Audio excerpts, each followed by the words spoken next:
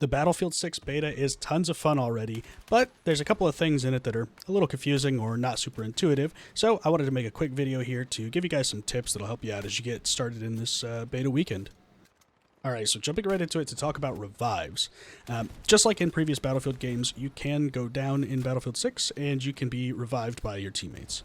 A little bit different from the most recent Battlefield game before this one is the bleed out timer actually counts down faster if you're not requesting the revive actively.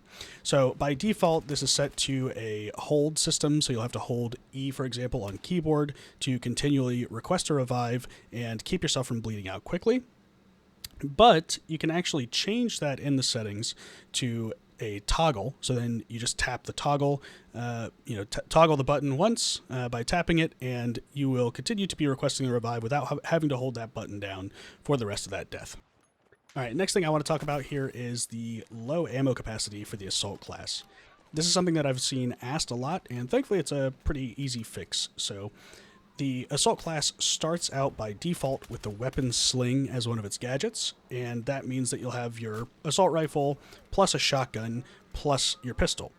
Well, this caps your ammo capacity for each of those two primary weapons at half of the normal maximum. So if you want to have more than 3 mags for your assault rifle, you can swap that shotgun out for another grenade launcher. That's the only other option for a gadget right now. And then when you load back in with that class, you'll actually have twice the ammo, twice the mag capacity for your assault rifles. This next one's really simple. You guys probably seen it on your screen, and most of you might not even consider it to be a tip necessarily, but this Battlefield has a continue with squad button at the end screen of a match. So once a match finishes, if you like the people you were playing with in your squad that match, you can click that button, and if they click the button as well, then you'll both be brought into the next game together. So great way to make some friends and keep the fun going with a good squad. And again, another very quick and simple one, this time talking about sliding. So in previous Battlefield games that had a slide, all you had to do was be sprinting and press the crouch button, and you would then slide. In this Battlefield game, that will make you crouch run.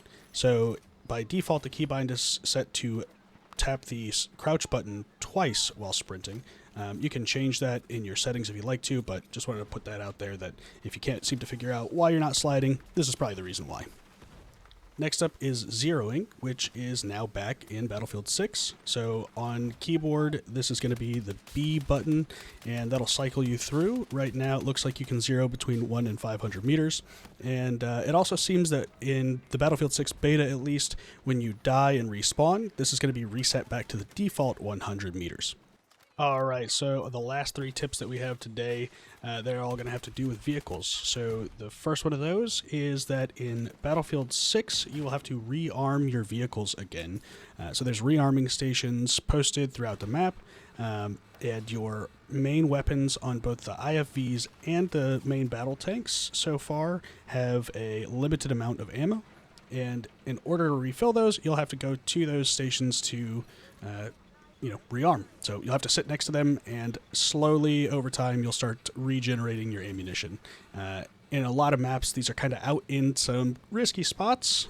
Sometimes they'll have them in your spawn depending on the game mode, but just something to be aware of and start heading towards once you're getting low on ammo in those vehicles. If you are looking to survive longer in your armored vehicle or looking for a pesky way to take out the enemy team's armored vehicle, well, in Battlefield 6, there are backshots now. So if you hit an enemy armored vehicle in the back with an RPG, you will do 100% of its damage, just like here in the clip that I've got. Keep your eyes out for those engineers sneaking up behind you.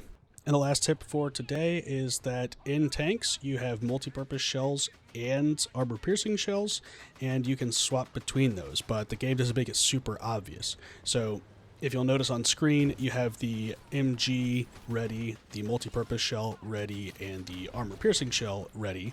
But when you switch back and forth between your primary and secondary, you're just switching between the main cannon and the LMG. So in order to switch between your multi-purpose shells and the armor-piercing shells, on keyboard it's the button 4, the number 4.